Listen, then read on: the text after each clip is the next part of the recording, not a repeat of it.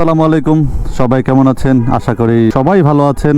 আবারও নিয়ে আসলাম আপনাদের মাঝে আবার একটা নতুন ব্লগ। আমি সাত্তার সরকার ফ্রম সাত্তার বিডি ব্লগস। এই সবুজ, কি অবস্থা ভাইয়া? হ্যাঁ, আমি তাই বলতেছিলাম যে আজকে ও প্যারা খেয়ে গেছে নিজেই, তো ওরে তাড়াহুড়া।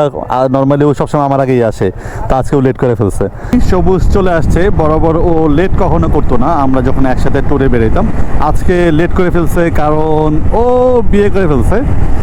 এখন ওর বউকে নিয়ে একটু কাজ টাজ করতে যায়, হয়তো বা আসতে দেরি করে ফেলছে।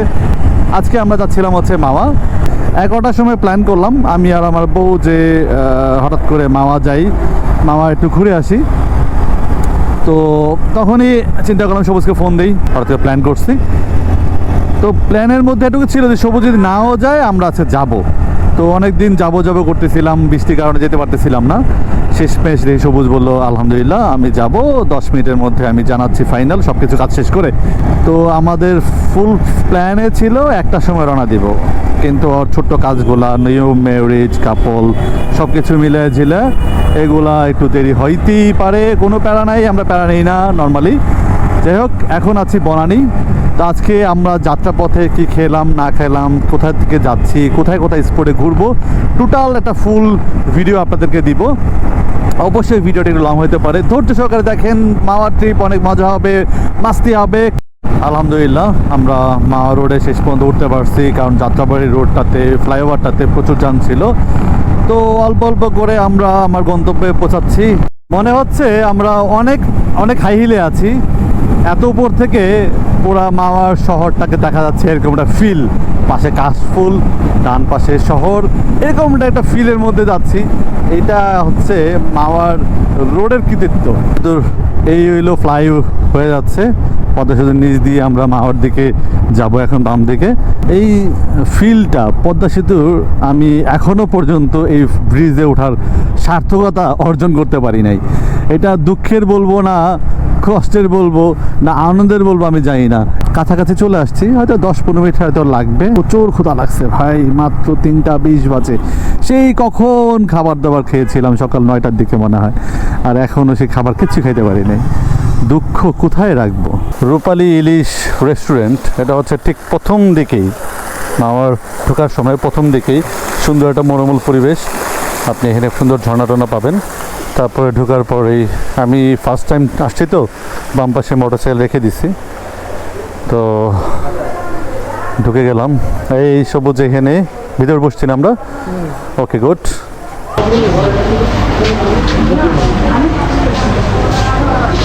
তো মোটামুটি চলে আসছি, সিলেক্ট করে দেখি এখন। তো মাছ পছন্দ করে মাছটা ভিতরে ঢুকানো। প্লেট 1 কেজি, সাথে তো এগুলো পাবিনি। ভর্তা আইটেম অনেক আছে, অনেক ভর্তা আছে, মাছের আইটেম তো আছেই। পূজার আগে তো দিন থাকছেই, চেষ্টা হবে। খাঁটি তেল ইউজ করেন না? আর এক পাটির লেগে এক বোতল এবার ইনটেক ইউজ করেন। এটা তো পরে পরে আর ভাজা হয় না, পরের বার ইউজ করলে কি হয়? খায় না, আমি খাই না, আপনারা খান না, মানুষ খায় না।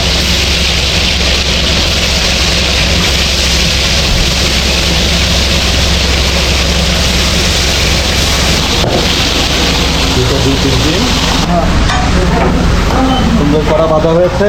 সবুজ কি খাওয়া হবে আজকে না? লোভনীয় না?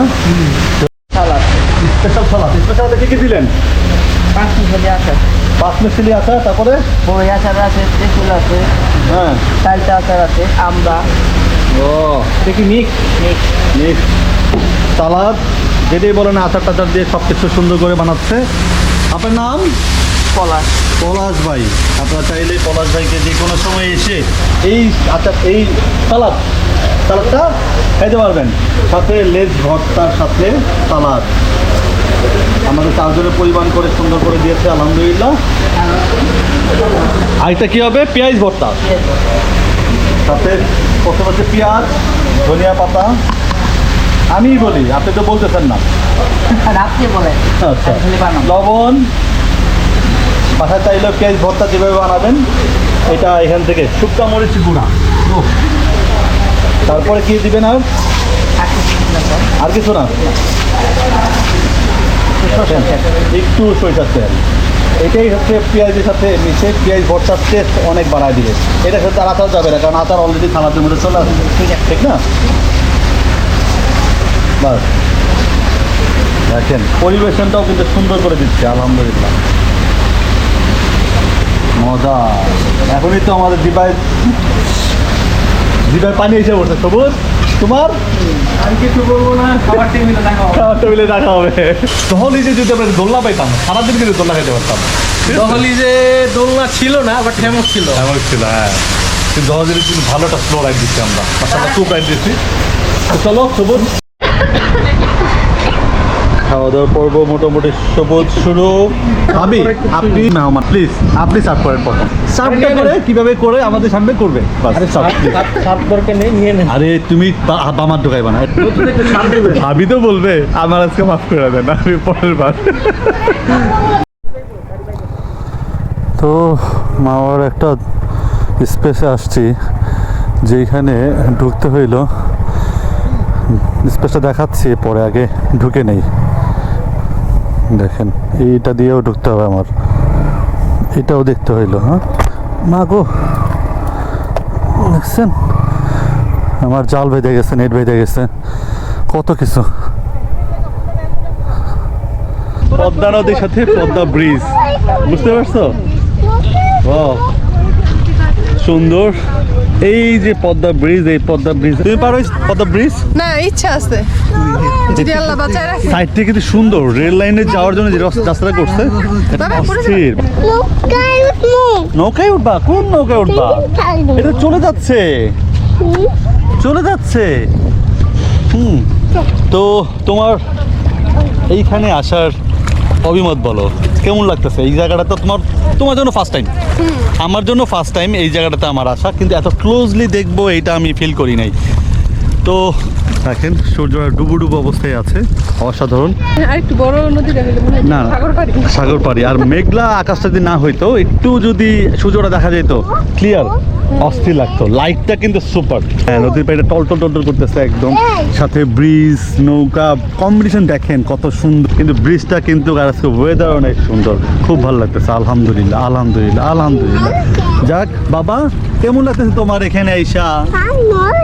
পানি নড়তেছে, বাতাস আসতেছে তো এই জন্য। তুমি কখনো দেখো নাই সাগর পাড়ে? তো ভাইয়ারা, মজার বিষয়টা হচ্ছে এইখানে আসার পর এত মন ভালো হয়ে গেছে, কিন্তু আমার মন ভালোর সাথে সাথে আমার কথা বাক্য হারাই ফেলছে, বুঝতে পারছেন? দেখেন কতটুকু সুন্দর প্রকৃতির অপরূপ ছোঁয়া হইলে এরকম একটা পরিবেশ পাওয়া যায়। এরকম একটা প্রকৃতির মধ্যে বসে যতক্ষণ ইচ্ছা বসে থাকতে মন চাচ্ছে, বেশি কথা বলতে মন চাচ্ছে না, ঠিক না? কথা বলার বাক্য হারাই ফেলছি। সত্যি কথা বলতে এইখানে এসে পুরোপুরি টপিক্স হারাই ফেলছি, পুরো টপিক্স নেই আমার কাছে। কি কথা বলবো? এরকম একটা ভিউ, একদম একটা পানি ছোঁয়া যায়। পানি অবশ্য ঘোলা, নদীর পানি ঘোলা থাকবে। আজকের মামা আসার সার্থকতা হচ্ছে দুপুরবেলা রৌদ্র খেয়েছি, আনওয়ান্টেড টাইম মানে হচ্ছে 8টার দিকে আমরা রওনা দিচ্ছি। তো যেই টাইমে দরকার ছিল সেটা দিতে পারিনি। তো মোটামুটি পদ্মার যতটুকু দরকার ছিল ততটুকু আলহামদুলিল্লাহ ভিউ পাইছি। দিনের লাস্ট লাইট হচ্ছে গোল্ডেন লাইট। আমি যখন ফটোগ্রাফি করতাম এই লাইটটাকে খুব পছন্দ করতাম। পাখির গায়ে বা বার্ডের গায়ে এরকম একটা লাইট পড়বে, ওই সময়ে জাস্ট একটা ছবি ক্লিক করবো, এরকম একটা লাইটে গোল্ডেন লাইট যেটাকে আমরা বলতাম। আর আরেকটা লাইট হচ্ছে পদ্মা ব্রিজের ওপরে, দেখতে পারতেছেন এই যে লাইটের বলে কি, এটা কি বলতে পারেন না আপনারা? চেইন। এখন একটু ছোট্ট একটা ব্রেক দিয়ে গোল খাওয়ার, চলেন খেতে যাই। আলহামদুলিল্লাহ, হাঁটতে হাঁটতে চলতে চলতে চলে আসছি হচ্ছে সেই বিখ্যাত গোবিন্দ মিষ্টির ভাণ্ডার, যেখানে আমরা আজকে ঘোল খাবো। আসো সবাই।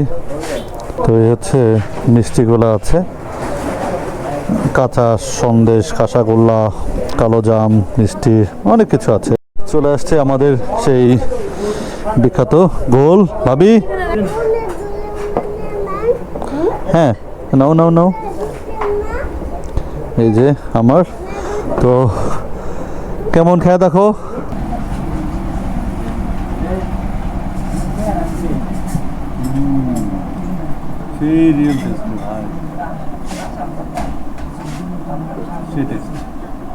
হ্যাঁ তুমি একটু আরো 4টা দিন কাকা। অবশেষে আমরা বিক্রমপুরের ঘোল খেয়ে এখন মাওয়া রোডে চলে আসছি। মাওয়া রোডের সেই বিখ্যাত কিছু ব্রিজ পার হচ্ছি, আবারও সেই ব্রিজগুলো পড়ছে। তো এই ব্রিজগুলাই বেশিরভাগ সাপ্রি রাইডাররা ইউজ করে ভিডিও করার জন্য, টপ স্পিড ওঠার জন্য। অ্যাকচুয়ালি এই রোডগুলো টপ স্পিডের জন্য না, এটা সৌন্দর্যের জন্য। আমি সৌন্দর্য উপভোগ করলাম, সুন্দর একটা রাইড করলাম। আল্লাহর রহমতে যদি আল্লাহ রাখে তো বাসায় সুন্দর মতো চলে যাব। জীবনে আর কোনো দিন বাড্ডা রোডে আর ঢুকবো না, আমার শিক্ষা হয়ে গেছে। কানে ধরেছি। যদি ভাই কোনো কারণে আমাকে বাড্ডা রোডে কেউ ডাকেন, ভাই আই এম সো সরি। অনেক কষ্টে বাড্ডা রোড হয়ে হাতিঝিল হয়ে তারপরে আমরা মহাখালী রোডে চলে আসছি। ওই পাশে জ্যামের পর জ্যাম ছিল, আর এই পাশে জ্যাম নেই। অন্য রোডে আর চলবো না, এটাই ফাইনাল ইজ ফাইনাল।